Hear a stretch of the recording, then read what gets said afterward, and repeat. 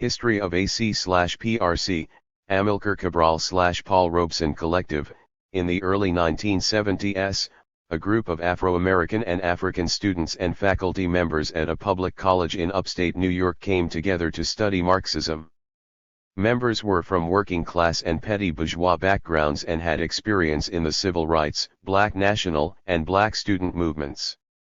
The study circle was in response to our recognition of the fact that some liberation movements in Africa were being guided, to some degree, by socialist theory. Because of us were active in African liberation support work and recognized the links between the African and Afro-American struggles, we saw a need to acquaint ourselves with this theory. We set as our task the grasping of the key components of Marxism and started reading Marx, Lenin, Stalin, and Mao Zedong. Members continued liberation support work and maintained contacts with other movement activists in the area and NYC. We also established other study groups and attempted to propagate Marxism-Leninism around the campus. This met with some success but was more intellectual than anything else. Through discussions with other activists, reading the left press and watching the crisis deepen around us, we decided to transform our study circle into an organization that would engage in the mass struggle. We expanded our ranks somewhat with the class composition remaining essentially the same. Our task in this period consisted of deepening our study of Marxism-Leninism, particularly political economy and the nature of the Soviet Union. We continued African support work and took a more active role in local campus struggles around Black studies, etc. We had close contacts with the Black Student Union, BSU, and February 1st Movement, FFM, and entered into some joint study and practice with the latter. We also established contacts with the wing and attempted to take up the study of party building. We went through a period of withdrawal from previous activities and became more and more isolated from former contacts due to the left opportunist line that guided our practice. We were not actually a part of the organizational apparatus. We tailed behind this line for several months because of social relationships with some contacts in the wing, a low-level grasp of theory and petty bourgeois liberalism. Our break with the wing came from a rejection of method first rather than line. Having made this decision, we undertook the work of trying to understand the wing's politics and methods through the use of Marxism-Leninism. Through this and assistance from other comrades, we came to understand much more the ideological and social basis of left opportunism and some of its manifestations. The Paul Robeson Study Group, PRSG, was started in the early 70s by a group of college students in the upstate New York area. The early history of the group is not clear because, at that time, a characteristic of the leading members was some developmental chauvinism, meaning basically that uneven levels of theoretical and practical development were objective conditions. Yet, newcomers were not encouraged to actively struggle to grasp and understand material, although physical presence at demonstrations and other activities was. A good deal of sexism and dogmatism, and conciliation to this, in the practice of the leadership served to discourage some people with initial leanings towards the group. The PRSG was composed of students, predominantly male, mostly of working class background, although there were some of petty bourgeois origin. Female participation was generally a result of personal relationships with one of the male comrades. The outlook or political base was one of eclecticism. Nationalism seemed to be the principal trend, although the reading of some ML classics, dialectical and historical materialism, 4 essays, The State and Revolution, the Communist Manifesto, was done. There was some anti-imperialist sentiment which was reflected in the line put out at various support activities for struggles in Africa and other parts of the world. Activity was, for the most part, centered around the issues of the Black student movement, for example financial aid, housing, Black studies programs, minority faculty, and some issues around the inadequacies of the campus judicial system. The principal practical work of the PRSG at this stage consisted of programs at an urban center located in the downtown community. These programs were basically of a political awareness and cultural nature, films, discussions, and included some African support work around the liberation struggles in Angola, Mozambique, and southern Africa. The group usually held an annual Paul Robeson Day in commemoration of Paul Robeson, whose name had been chosen as a symbol of determination and struggle against a racist and imperialist system. These programs usually consisted of a film, presentation, discussion, a dinner, and some songs, poetry or other cultural activity. Because of the cultural emphasis, the day would attract a relatively large number of people, students, some faculty, and a few community people, thus an opportunity to attempt to inject some enthusiasm into the campus movement.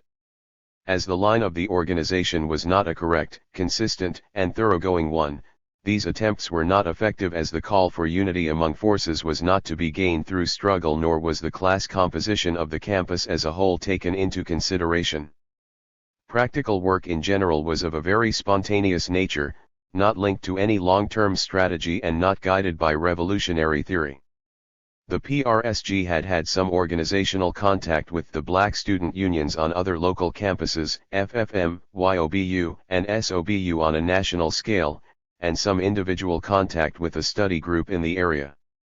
In summary, around 1976 the problems of the group were numerous.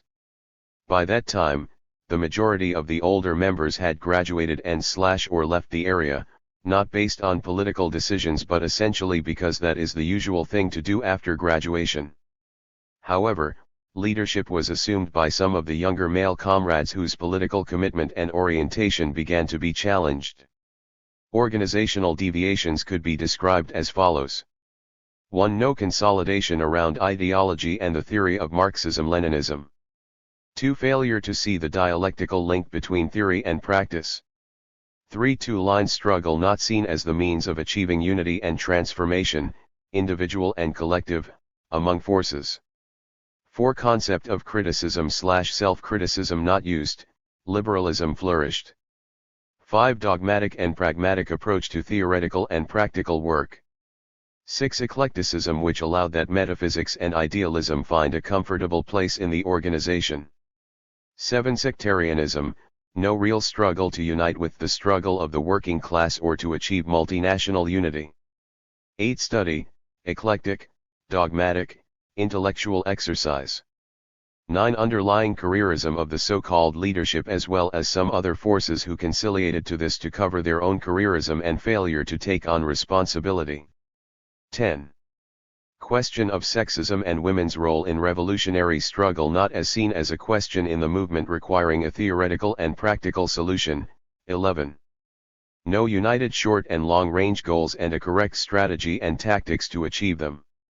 We decided to merge with the Paul Robeson comrades because we held similar views on the need to build the party, overcome theoretical weaknesses and isolation from the mass and community movements. We did some work with local comrades around the international situation. Our major deviation in this period was our failure to establish better ties with the working class struggle outside of the college environment. In trying to correct this, we fell into the vulgar proletarian line which said that our simply joining the ranks of the working class would serve to transform us into communists.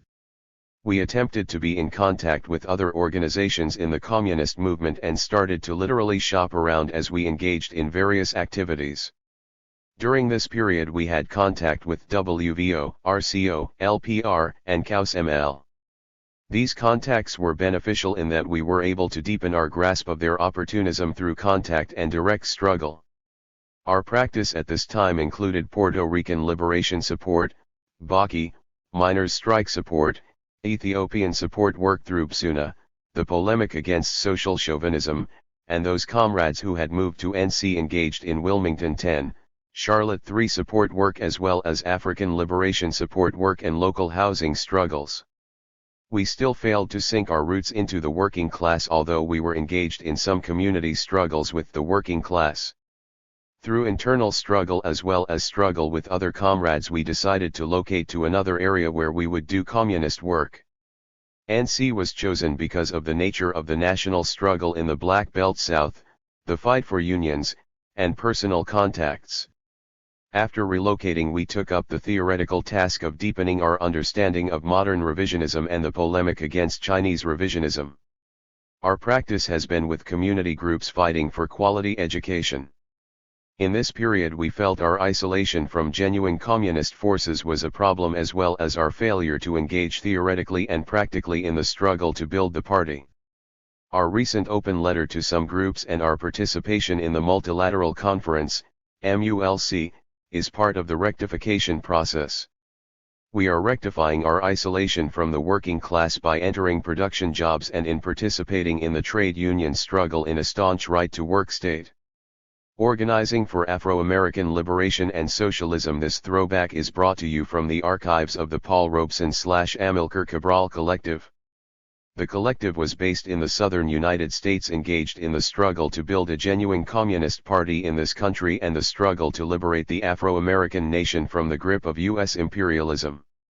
The original document can be found here. With the current upsurge of the Black liberation movement in the United States and new challenges for winning liberation for oppressed peoples, this edition of Throwbacks takes a look back to draw lessons for the Black liberation movement of the 1970s. Published around 1977, this foundational pamphlet from the Amilcar Cabral/Paul Robeson Collective provides insight into the organization's analysis and a rich historical overview of the Black liberation movement at the time. The present uprising for Black liberation in the U.S. and those in solidarity with the movement against police violence, injustice, and inequality means that revolutionaries should reflect and consider how the challenges of today relate to those of several decades back. What did the strategy for abolition and liberation look like then compared to now? How are today's conditions of struggle similar or different to those of the 1970s?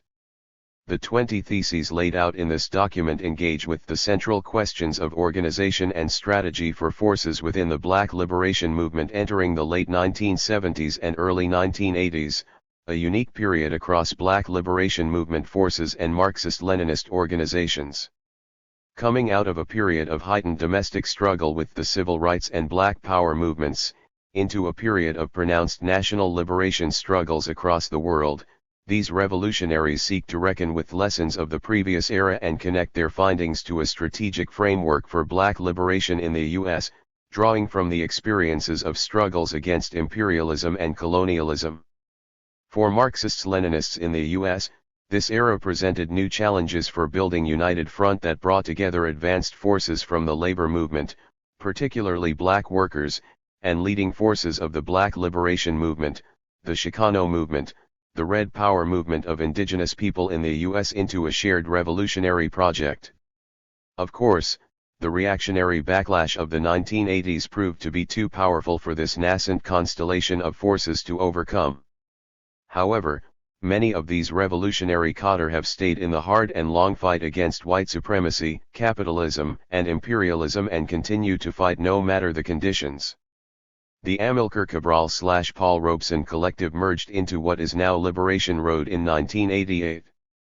Their analysis of Black liberation struggles, their conception of right to self-determination of oppressed nations, and their centering of the multinational working class as a force of liberation inform our organization's line and strategy to this day. We dedicate this pamphlet to our comrade Mamie, whose courage and determination to fight for revolution was only surpassed by her courage in her fight against cancer. We have learned much from her and will carry on the fight in her memory. We ask comrades and friends who knew her to join us in taking up the important work outlined in this pamphlet.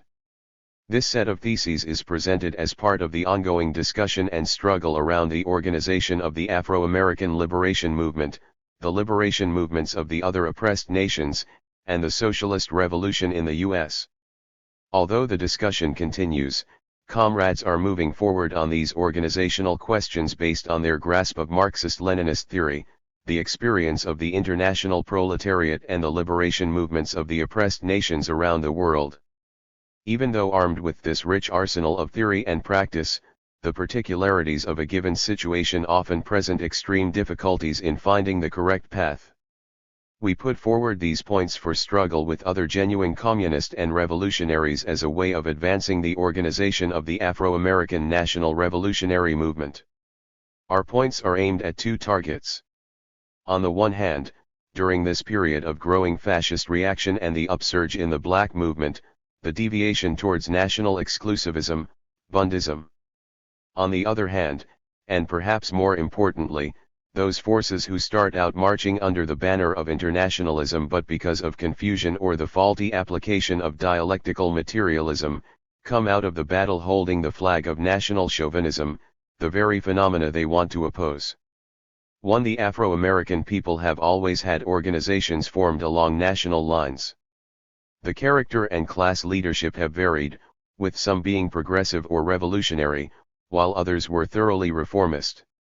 2. Black workers have always formed their own organizations and associations to represent their interest as working people. Dock workers, sugarcane cutters, and caulkers are some examples. Some of the programs called for self-determination in an embryonic and unscientific form, while others dealt with the question of white privilege in the workplace, the exploitation of working people and the white supremacist practices of the existing labor unions. 3. All the while, Afro-American workers sought membership in the skilled trade unions and political organizations of the Anglo-Americans. They maintained the national forms because of the exclusionary policies of the labor bureaucrats and the large number of rank-and-file workers imbued with the ideology of white supremacy. When they were permitted to join these organizations, it became apparent that their specific needs were not addressed. The Socialist Party's approach to Afro-American oppression is the greatest example of this. This reinforced the need for national forms until white chauvinism is defeated in the trade unions and workers' associations by both black and white workers. 4. The most advanced Afro-American revolutionary organization of the early 1900s was the African Blood Brotherhood. Founded in 1919 by black revolutionaries in Harlem, it had a program that called for self-defense, African liberation and unity with labor and the left.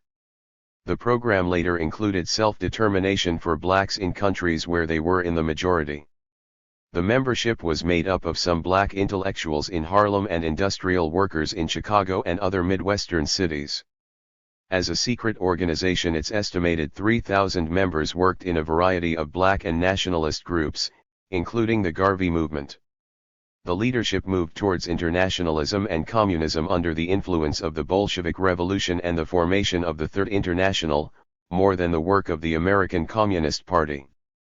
In the 1920s, the organization began to decline due in part to a post-war boom in the economy and the loss of interest by many in militant nationalism as well as the ABB leadership's involvement in the party. It became necessary for the party to support it financially and with black cadre. It was correct for the leadership to join the party, although it was not free of white chauvinism or pursuing a consistently revolutionary line on the Afro-American question. At best, they should have joined the party with the stipulation that they could maintain the ABB. This may have been the case from available evidence. This would have enabled them to continue to consolidate and build the ABB while struggling for a correct position inside the party as long as that was possible. However, they should have prevented the dissolution, by all means possible, of this important anti-imperialist, revolutionary nationalist organization. A similar situation developed in the national movements of the 1960s and reflected the same political errors. The Young Lords Party, YLP, which was an important Puerto Rican anti-imperialist organization, was lost when its leadership announced the formation of the Puerto Rican Revolutionary Workers Organization. As a result, many cadre and contacts were lost. The same pattern, with some differences, was evident in the African Liberation Support Committee. This will be discussed below. 5. The mass organizations led by the Communist Party developed to fight against national oppression were predominantly black but multinational in form, e.g. the League of Struggle for Negro Rights and the National Negro Congress, etc. The failures of these groups, while based on political line, were often attributed to white leadership in the organization or in the overwhelmingly Anglo Party. In fact, white chauvinism, narrow nationalism, and other forms of opportunism, particularly liquidation of the national question, combined to render these organizations ineffective in the final analysis.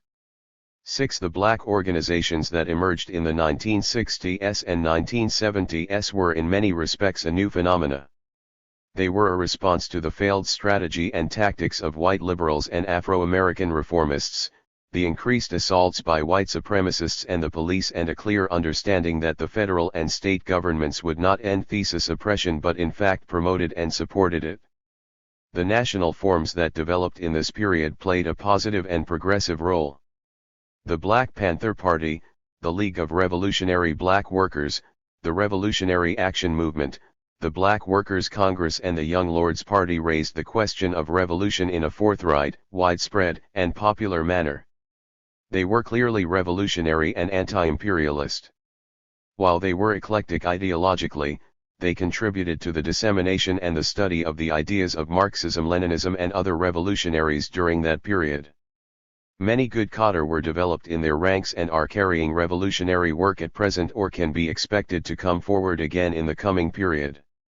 On the other hand, many anti-Marxist ideas were adopted: gun fetishes, lumpen proletariat as vanguard, students as vanguard, vulgar proletarianization, subordination of proletarian revolution to national liberation, and a host of other deviations from Marxism.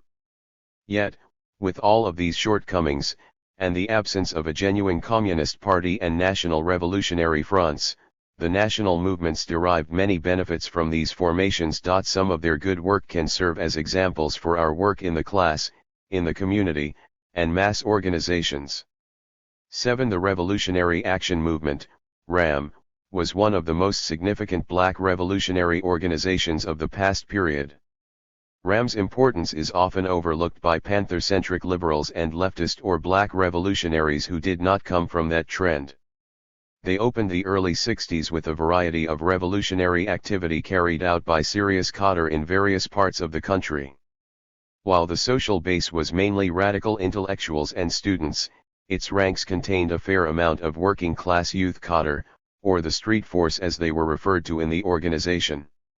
RAM played a role in the formation of a number of anti-imperialist, civil rights and student groups in addition to developing its own local organizations. RAM cadre influenced the Black Arts Movement, SNCC, the League of Revolutionary Black Workers, SDS, and the Black Panther Party in several areas as well as other organizations. They established international links with national liberation movements, progressive governments and socialist governments.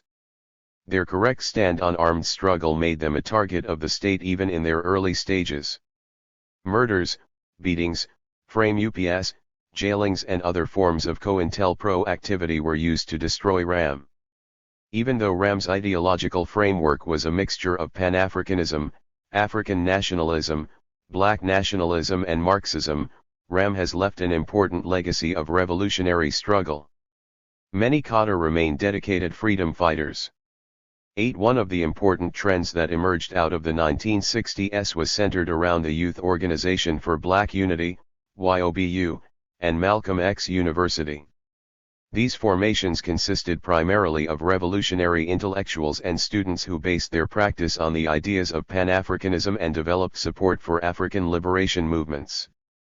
These forces, along with others, organized the historic Africa Liberation Day, ALD, in 1972 and later formed the Africa Liberation Support Committee, ALSC, in concert with other revolutionary and radical forces. The ALSC was extremely important domestically and internationally because of its support work and political influence.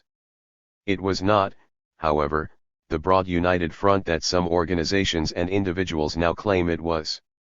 After the first ALD and certainly after the second, the politicians, reformists and representatives of the Afro-American bourgeoisie began to fall away. Class-wise, it was made up of revolutionary students and intellectuals, a small section of the radicalized petty bourgeoisie, and few, if any, workers. The positive motion of the YOBU, Malcolm X University forces, along with others, in forming the Revolutionary Workers' League, RWL, gave rise to another problem. Initially attempting to consolidate the ALSC around proletarian ideology, causing a split and later engaging the organization in discussions around building a communist party, the committee lost its focus. The ALSC should have been preserved as an anti-imperialist liberation support organization without the baggage of the cultural nationalists who even stood in the way of this perspective. We wonder what role a vibrant ALSC would have played in relation to the final years of struggle in Zimbabwe and the revolution in Grenada. The RWL, with a proper grasp of the national question, could have continued its work in the party-building movement while continuing the work in that valuable formation. Many former activists out of this trend remain part of the core of U.S. revolutionaries. The majority have become disillusioned or advocates of reform and not revolution. 9. Self-determination now, meaning exclusively Afro-American organizations, like cultural autonomy and other imperialist/revisionist/reformist slogans, distorts the real meaning of self-determination. Self-determination is the right of every nation to self-rule, to political secession from an oppressor nation. Marxist-Leninists champion and pursue internationalism, the cooperation of workers of all nationalities against imperialism. We strive for the eventual amalgamation of all the peoples of the world under communism. Communists acknowledge and fight for the right of self-determination and struggle to get workers of other nations, particularly the oppressor nations, to support this right. In this context, the organizational question must be raised. Support for self-determination will break down the barriers of years, decades, and centuries of mistrust between the oppressed nationality workers and the workers of the oppressor nation. Self-determination lays the foundation for cooperation on the basis of equality. From this standpoint, workers from the oppressor nation would help squash mistrust if they supported national forms of organization with genuinely anti-imperialist programs. Recognition of the ability of oppressed people to lead, to develop tactics/strategy and to be creative, would be a major blow against white supremacist thinking as it manifests itself in the minds of oppressor nation revolutionaries and workers. 10. Multinational organization do give the multinational proletariat the much needed opportunity to work together, to learn from each other and to break down stereotypes and rid people of imperialist-inspired suspicions. Communists must build mass organizations of this type that fight wage slavery and exploitation as well as national oppression. Such forms, however, must not be created in opposition to or in competition with national forms. 11. National forms of organization do not, by definition, have to give in to narrow nationalism. History has shown how the proletariat organized along national lines, e.g. in trade unions, can be used by their own bourgeoisies to oppose workers of another nationality. Failure to pursue internationalism is not caused by organizational form but by worldview and political line. Thus, Marxist-Leninist influence is what can or will ensure internationalist cooperation in multinational groups and nationality-based organizations. On the flip side of this argument is the erroneous idea that only national forms of organization, or organizations without whites in the leadership or membership, can guarantee the fight against white privileges and white supremacy. In fact, there are many organizations in the various national movements that posture well but do little or nothing to fight against discrimination and national oppression.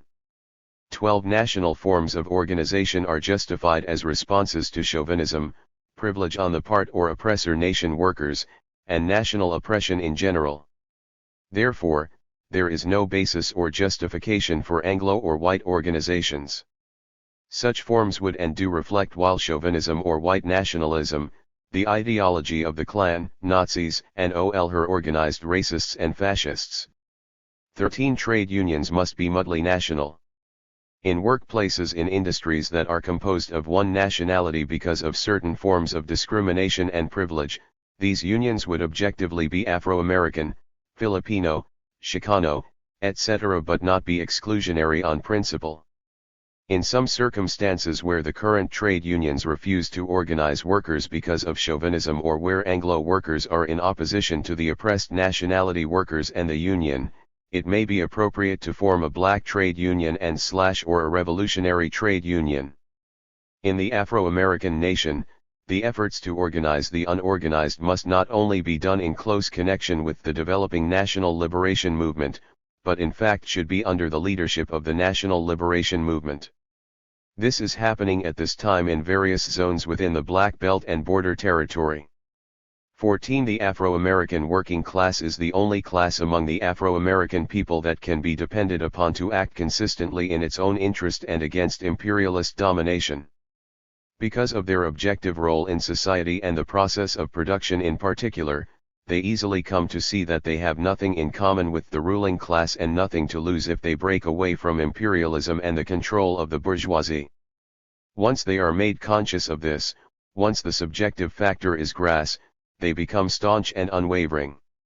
In order for the Afro-American proletariat to carry out its special role in the leadership of the Afro-American liberation movement, it must be organized. The organization must be local, regional, and national and have a clear sense of the role of black workers as members of the multinational working class and as members of the oppressed Afro-American nation. In this organized form they can play a leading role in the black liberation movement through its mass organizations, coalitions, and revolutionary formations. These organizations are essential for the fight to be conducted in the interest of the working class. The reformists cannot and will not do this. We strongly support the building of black workers' organizations.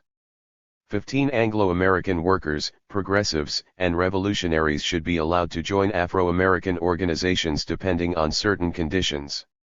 The conditions relate to location, program of the organization, consciousness of the members of the group, social and political conditions at the time membership is considered, and, most importantly, outlook and history of the potential Anglo members. Just as it is of great benefit for workers to come together in multinational groups, it would be a situation of far-reaching significance if some Anglo workers belong to an organization that is made up of oppressed nationality workers and/or other strata and led by them. This could strike blows at national chauvinism and the trace of white supremacy that affect many white workers. 16. Organizations like the National Black United Front, NBUF, the National Black Independent Political Party, NBIP, and others of a similar nature that may develop in the future must be looked at carefully and taken seriously. These organizations, in the main, have been organized by the petty bourgeois nationalists and reformists, with some involvement of revolutionaries of different tendencies and currents. Despite their constitutions, bylaws, and charters, in some locations they function as a coalition, in others, a front, and in still others, a mass organization. They are definitely not revolutionary organizations precisely because they do not have revolutionary programs. But they are or can be defensive and fight-back organizations that wage various struggles in support of democratic rights of black people in the U.S. They have also proven to be anti-imperialist in outlook and program. The NDUF and NBIP cannot, will not, and should not be transformed into an NLF. The program and leadership preclude this possibility. Moreover, an NLF cannot be built in view of the state as is the case with these formations. In the meantime they provide revolutionaries with an opportunity for some joint practice and sizing one another up, at the same time participating in local and national struggles that the Afro-American masses are engaged in at various levels of intensity and with different degrees of consciousness. If revolutionaries cannot be with the masses in the fights that they choose based on their level of understanding at a particular time, then they cannot expect the masses to learn the necessary lessons from these struggles and move to more advanced and conscious forms of struggle and resistance. It may be that the NBUF/NBIP will become mass organizations of an NLF or at least organizations that support the struggle for black political rule in the Black Belt and regional and local autonomy in national minority areas. 17. The question of self-determination for the Afro-American nation must be raised in the mass movements and organizations. This can be done through independent literature and discussions that deal with concrete situations and do not prove to be disruptive. Revolutionaries must raise the flag of self-determination in opposition to the electoral path in unity with the Democrats as the reformist advocate. U.S. imperialism must be targeted as the source of every form or case of oppression and Afro-American political rule over the Black Belt territory shown as the cutting edge of the solution. 18. An NLF must be formed to conduct the struggle for liberation of the Afro-American nation in the Black Belt South. That struggle is a war of national liberation. Afro-American revolutionaries and revolutionary organizations should form the leadership and core of the front. Comrades and fighters from other nationalities should participate in the NLF in the manner that best advances the goals and objectives of the front and its program. This participation, be it political, military, or organizational, should be based on time, place, and conditions. 19. Capitalism is a worldwide system. It is international. Therefore, for it to be removed from the face of the earth, it is necessary for an international organization of revolutionaries to lead the fight. The Comintern, with its strengths and weaknesses, was such an organization. The international proletariat and the national liberation movements need this kind of organization today. It is the responsibility of genuine communist parties in power, as well as the experienced parties in other countries, to lead the struggle for a new Comintern. The class struggle is actually carried out within a state and nation. Consequently, communist organizations must correspond to the reality of the struggle within specific capitalist formations. Communists of all nationalities within a state must work as one vanguard to topple the bourgeoisie. This includes communists from national minority groups. In multinational states, communist organization should be along internationalist lines. Oppressed nations and national liberation movements raise important questions for communist organization. In external colonial situations, it is clear that the nations struggling for self-determination and independence should have a communist party, e.g. Puerto Rico, Ireland, Algeria, and Mozambique. In addition, to the expected and necessary cooperation between various communist parties, communists of the oppressed and oppressor nations must work very closely. Moreover, communists of the oppressor nation who reside in the oppressed nation should belong to the party of the oppressed nation. In multinational states that hold oppressed nations captive internally, the organization of communists is also a serious and sometimes confusing question. If a nation has a territory for which it contends with the imperialist and has the right to self-determination up to and including secession, the right to an independent state, it is expected that the proletariat of that nation be represented and led by the Communist Party of that nation. Along these lines, we are calling for the discussion of the idea of a Communist Party in the Afro-American nation comprised of Afro-American communists in the Black Belt and Anglo and other nationality communists that live in the Black Belt or surrounding territory. The same discussion should extend to the Chicano and Native American national struggles. 20. It is essential that genuine revolutionaries take up the questions advanced above immediately. From the chauvinist liquidators of the Afro-American national liberation struggle, we expect no action. But there are some forces who do not fully recognize the importance of the Afro-American liberation struggle to social revolution in the U.S. We have stated before that in the U.S. today, the contradiction between U.S. imperialism and the Afro-American people is the principal, not fundamental, contradiction, the one at the sharpest level of development and struggle. If we recognize and identify this weak link in the U.S. imperialist chain and then take a hold of it, we will be able to launch serious blows in the direction of national liberation and socialism in the U.S. This struggle for self-determination will help create the conditions for a revolutionary movement of the workers of the U.S. against capitalism and for socialism. Solving this problem must and will be the struggle around which the genuine revolutionary Communist Party will be built in the U.S. in this period. Amilcar Cabral / Paul Robeson Collective Study Guide on the Afro-American National Question, 1982–1983. I Was slavery a capitalist mode of production? Questions 1. What is the nature of labor and labor power? 2. Is the ability of workers to sell their labor power the decisive difference between capitalism and other modes of production? 3. Does commodity production presuppose capitalist production relations? 4. Does participation in the international capitalist economy require that each member have a capitalist economy? 5. Why do many people say that two separate economies operated in the U.S. prior to the Civil War? 6. Is it possible for more than one mode of production to exist at the same time in the same country? Did the South develop in the same way as the North? Did slaves become a part of a young capitalist economy or a separate but related economy? 7. Can there be features of one type of economy that are tied to the essentials of another type? That is, slavery in essence, capitalist in appearance. 8. What role did the African slave trade and U.S. slavery play in the development of world capitalism?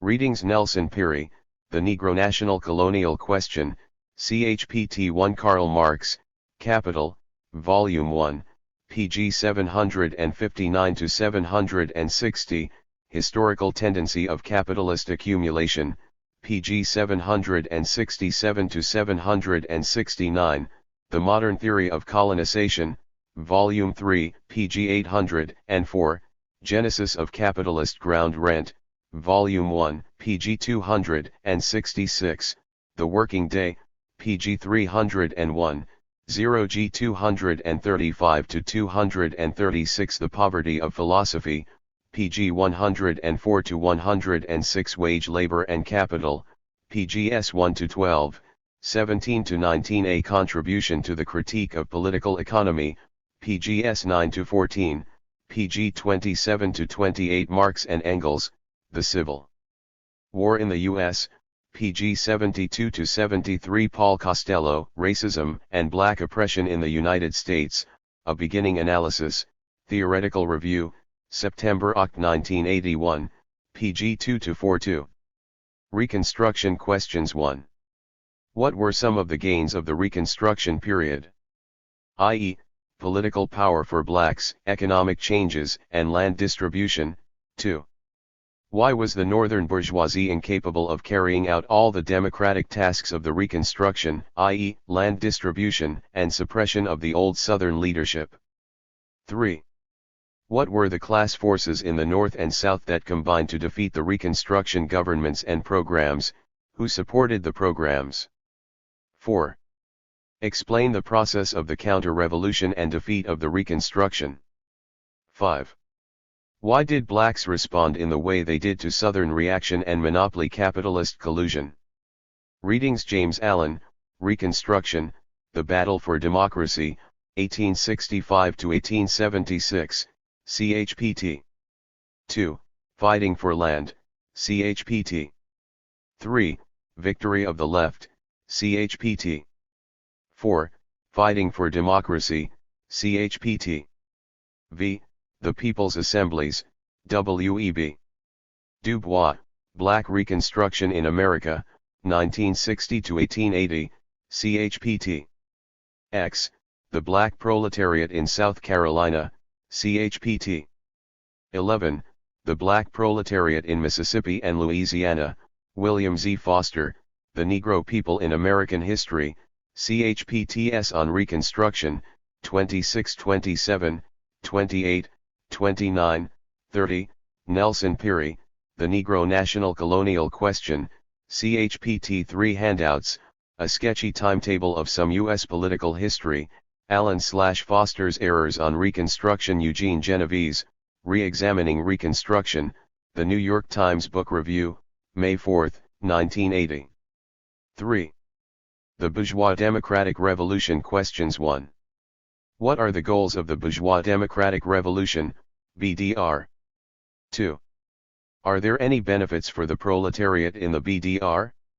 3. What are some of the features of the bourgeois revolution that can be found in most countries? 4. Compare the French, U.S., and Russian bourgeois revolutions. 5. Why was the Civil War in the U.S. part of the BDR? 6. Why is the liberation of the Afro-American people part of the era of the Proletarian Revolution and the Bourgeois Democratic Revolution? Readings: Lenin, Two Tactics of Social Democracy, Bourgeois and Proletarian Democracy, in the Proletarian Revolution and the Renegade Koski, The State and Revolution, Stalin, Concerning Questions of Leninism, Susan Peary, Outline for the Study of Marxism-Leninism, pg 53-64. The Working Class, Origins, Slavery, Reconstruction, and White Supremacy. Questions 1. What are some of the characteristics of the working class that have roots in the specific historical development of the U.S.? 2. To what extent has the U.S. working class ever been class conscious? 3. What is white supremacy? When did it emerge and for what purpose? 4. When did the color line begin in the U.S.? What was the relationship of black and white workers before it? 5. What was the attitude of organized labor to slavery, Reconstruction, and racial discrimination? What was the stand of the left, Debs, de Leon, on the same issues? 6. Do white workers receive privileges relative to black workers? What is the effect? How can it be struggled against? 7. What is the basis of racism and chauvinism in the working class? Readings Philip Foner, Organized Labor and the Black Worker, Chapt. 1. From Slavery to Freedom, Chapt. 2. Reconstruction, James Allen, Reconstruction, The Battle for Democracy, 1965 to 1876, Chapt. 6. The Labor Movement, Marx, Capital, Volume 1, pg 767 to 769 handouts, a response to MLOC.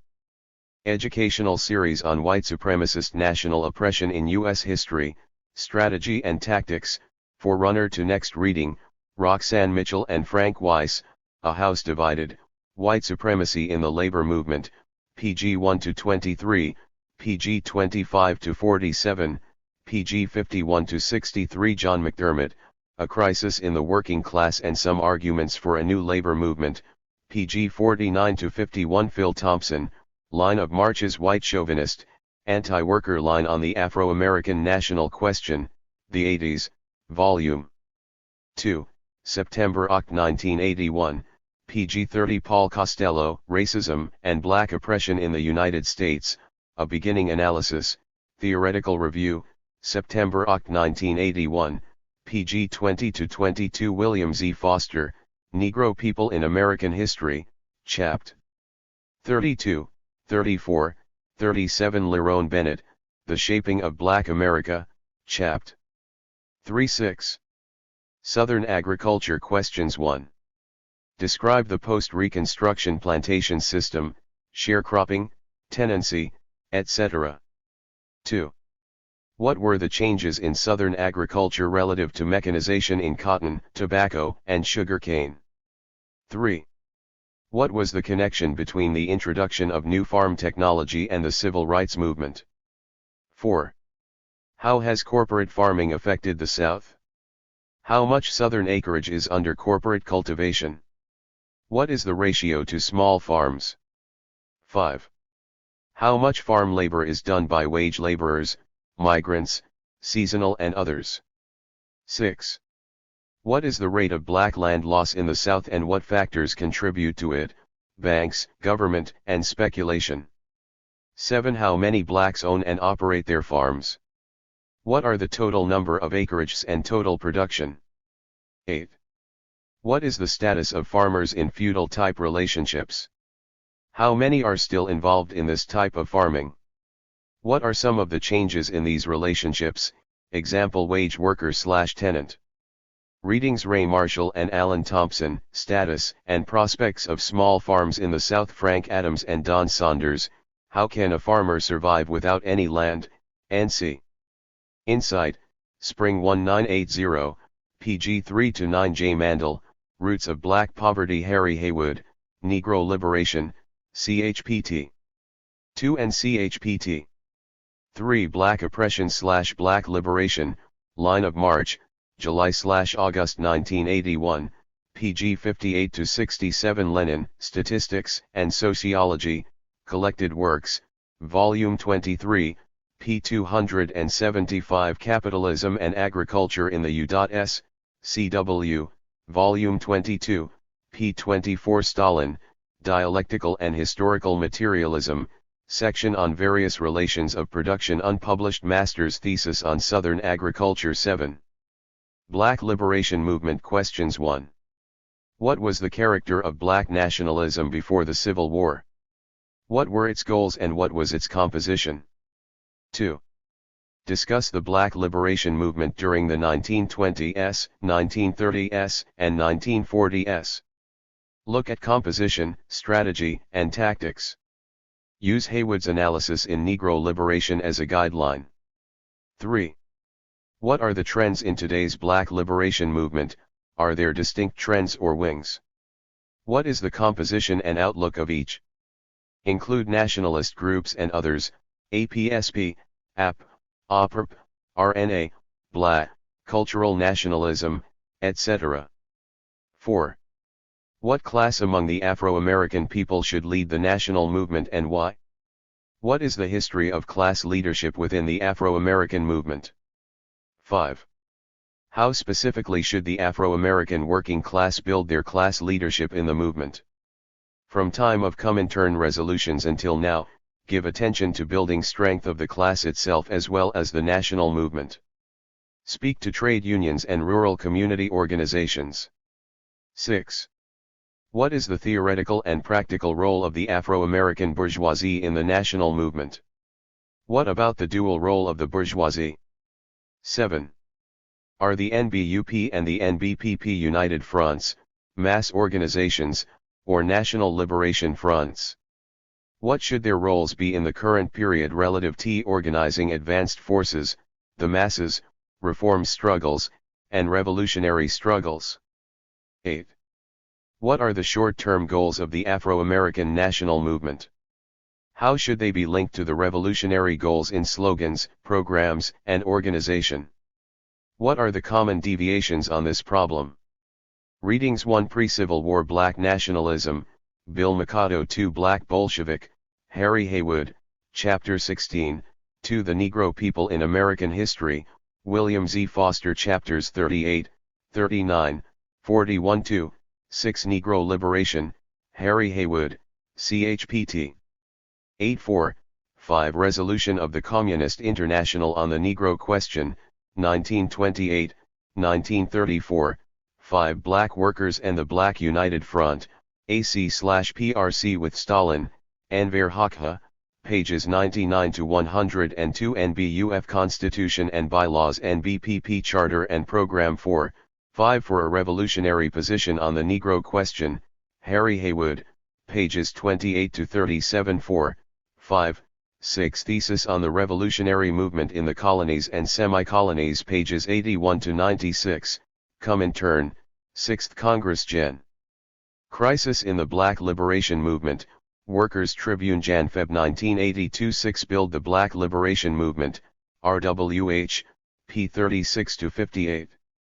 6 The Polemic on the General Line of the International Communist Movement, p. 15-17 6 The Negro National Colonial Question, p. 43-57, p. 70-75 The Communist Position on the Negro National Question, James Jackson, p. 29-30 *. Speak briefly to the trends of the 60s, SNCC, Corps, SCLC, Black Panther Party, Robert Williams, Monroe, NC. NAACP, RAM, and Malcolm X. Is nationalism among the Afro-American masses progressive? Does it represent a formal ideology/system of thought or is it spontaneous? What is evolutionary nationalism? Can it be distinguished from black nationalism, cultural nationalism, narrow nationalism, and bourgeois nationalism? 8. Marxist-Leninist theory on the national question. Questions 1. Define nation, tribe, state, differences, multinational state, nationalism, and internationalism. 2. Define self-determination, right to political secession, independence, and regional autonomy. 3. Contrast the bourgeois and Marxist understanding of self-determination. Give examples, historical and current, if possible, of arguments opposing freedom of self-determination, and explain how they aid in great nation chauvinism. 4. Describe the development of nations under conditions of rising capitalism, imperialism, and socialism. Trace the development of communist theory and practice through each of these stages. 5. When and why did the national question cease to be a part of the bourgeois democratic revolution and become part of the worldwide proletarian revolution? 6. What is the difference between cultural national autonomy and the right of nations to self-determination? Are the polemics between the Bolsheviks and the Austrian Social Democrats relevant today? 7. Should communists support every national movement? Why or why not? What position should communists take toward the national bourgeoisies of oppressed nations and colonies? Give examples. 8. What are the tasks of communists in an oppressed nation in regard to the national questions? What are the tasks of communists in the oppressed nations? What is the only road to the unity of nations? 9. What are national exclusiveness, oppressed nation chauvinism, great nation chauvinism, and national nihilism? Reading Stalin, Marxism, and the National Colonial Question. Lenin, Critical Remarks on the National Question, Collected Works, Volume 20 PWOC, Black Liberation Today, Section on Marxist-Leninist Theory on the National Question. Lenin, Preliminary Draft of Theses on the National and Colonial Questions, CW, Volume 19. Lenin, The Report of the Commission on the National and Colonial Questions, CW, Volume 19. Stalin, The National Question, Foundations of Leninism. Stalin, The October Revolution and the National Question, Marxism and the National Question. Lenin, The Right of Nations to Self-Determination, CW, Volume 20, especially Sections 1 to 5, 8, 10. Lenin, The Socialist Revolution and the Right of Nations to Self-Determination, Lenin on the National and Colonial Questions, pamphlet, Lenin, The Discussion on Self-Determination summed up, CW, Volume 22, especially Sections 1, 7, 9 to 11. Stalin, Marxism and the National Question, last section on regional autonomy. Lenin, Cultural National Autonomy, CW, Volume 19, p. 503. Lenin, The Revolutionary Proletariat and the Right of Nations to Self-Determination, CW, Volume 21, p. 407. Lenin, Report of Commission on the National and Colonial Questions, CW, Volume 31, p. 240. Harrison George, Lenin's Contribution to the National and Colonial Oppressed, The Communist, reprint, no date available, 9. The Afro-American People and Stalin's Criteria. Questions 1. In what context did Stalin put forward his definition of the nation? How did he see the struggle of the oppressed nations in relation to socialist revolution? 2. What were Stalin's 4 criteria for a nation? From Stalin's writings, can we tell if these things must be fully developed or on the rise to meet national criteria? Wold Stalin's views accommodate contemporary situations that do not conform perfectly with his formulation, e.g. South Africa, Palestine, Afro-America. 3. How do Stalin's criteria apply to blacks in terms of common economic life, territory, language, and culture and psychological makeup? Review views of other groups on these criteria. 4. If Stalin's criteria do apply, when did the nation begin to evolve? When did it actually manifest itself? 5. Are Afro-Americans consciously working for nationhood? Is there a national consciousness? Reading Stalin, Marxism and the National Colonial Question. Stalinist Workers Group. Haywood, Negro Liberation. Haywood, Black Bolshevik. Max Weiss, The Communist Position on the Negro Question, 1947, p. 48. James E. Jackson, The Communist Position on the Negro Question, 1947, p. 30. Haywood, The Theoretical Defenders of White Chauvinism in the Labor Movement, The Communist Position on the Negro Question, 1941, p. 30. Marxist-Leninist League, Science, Class, and Politics. Line of March. Communist Workers Group, Our Task on the National Question, Against Nationalist Deviations in the Movement. Theoretical Review. RWH, Build the Black Liberation Movement. Foster, The Communist Position on the Negro Question, 1947, pg 15, 16. Patterson, in above publication, pg 58. Dennis, Ibid, p. 25. BD. Amos, For a Strict Leninist Analysis on the Negro Question, The Communist, 1932, pages 946 to 949. James Forman, Self-Determination and the African American People, ch1 Addendum 6. If blacks are a nation, what does the right of self-determination mean for them? How should it be applied? What about the white people within the Black Belt territory? Racism or national oppression. Questions 1. What is racism in general and what is it relative to the U.S.? What is the historical connection between racism and white supremacy? 2. Is race a valid scientific category? What role does it play in societal relations? What are some of the biological race theories? 3. What are the fundamental arguments of the proponents of racial oppression in the U.S.? 4. What effect do these arguments have on the liberation struggle of the Afro-American people in the U.S.? How are these theories similar to those of the Social Democrats and Trotskyists who reduce black oppression to simply a part of the class question in the U.S., pure proletarian revolution? 5. How do we deal with the fact that racism is a more acceptable and popular term among the Afro-American people and the white masses as opposed to national oppression?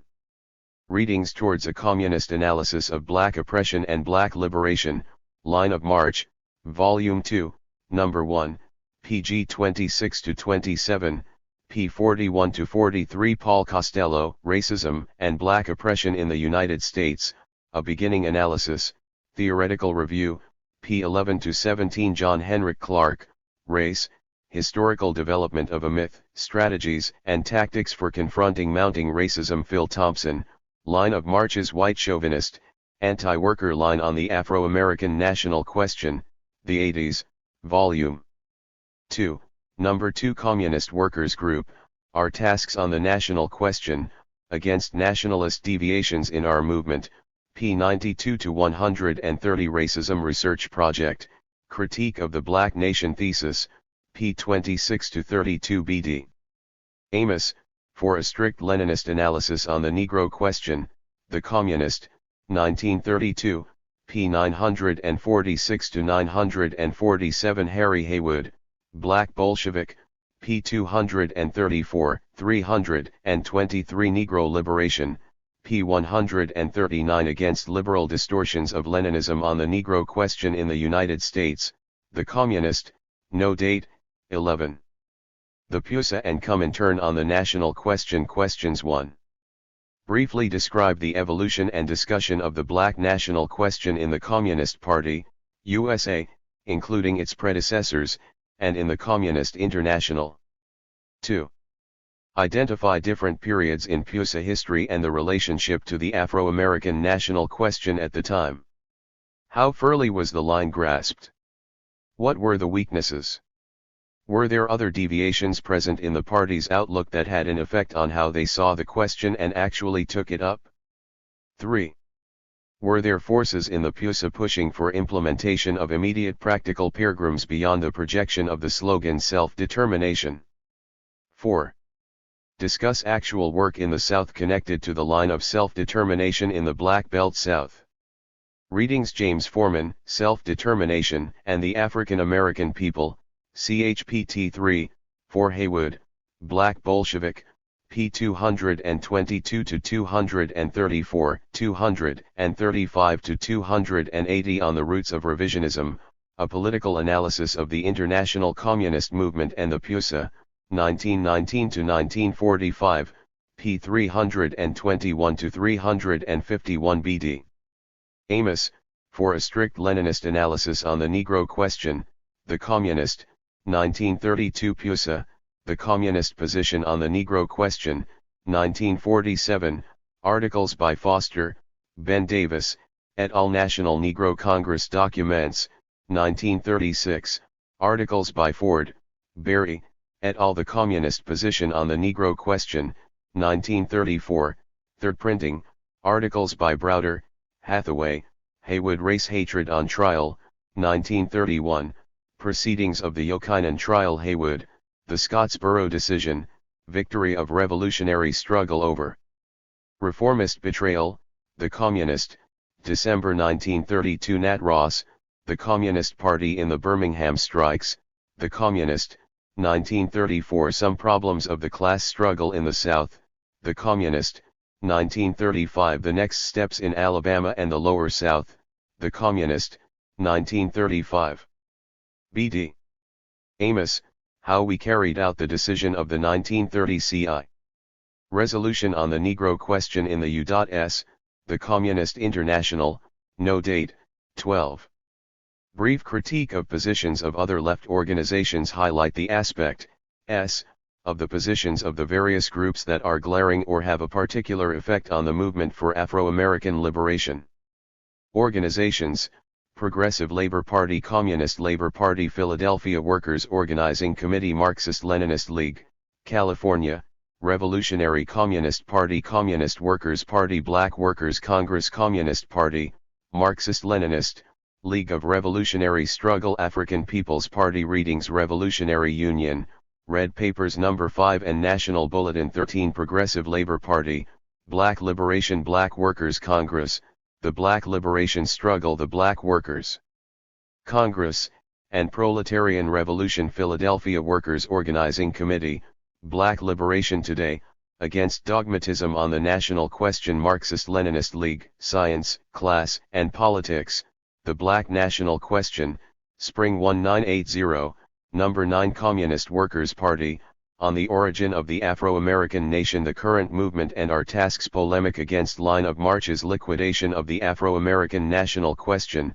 The 80s, Volume 2, No. 2, Sepoch 1981. Revolutionary Communist Party, Living Socialism and Dead Dogmatism, The Communist, Volume 1, No. 2, May 1, 1977. Nelson Peary, The Negro National Colonial Question, Haywood, Black Power and the Fight for Socialism, Class Struggle, Winter 1979, No. 11. African People's Party, War in America 13. The Road Ahead. Questions 1. What is the path for Afro-American liberation? What are the strategies and tactics? 2. What are the organizational forms necessary to pursue this path? Is a national liberation front necessary? What type of mass organizations must be built? How do the current formations relate to this? 3. What role should communists play in these organizations? How should they relate to other revolutionary forces? 4. Why and how should the reformist leaders of the Afro-American people be exposed? 5. What is the basic programs for addressing the immediate needs of the black masses and linking it to the strategic goals of emancipation? 6. Is the Black Liberation Movement an independent movement? Who are its allies? What relationships does it have to the proletarian revolution in the U.S. and the international movement for socialism and national liberation? 7. How is the oppression of the Afro-American people related to the fight against fascism in the U.S.? 8. Can Afro-American liberation be achieved without the defeat of U.S. imperialism?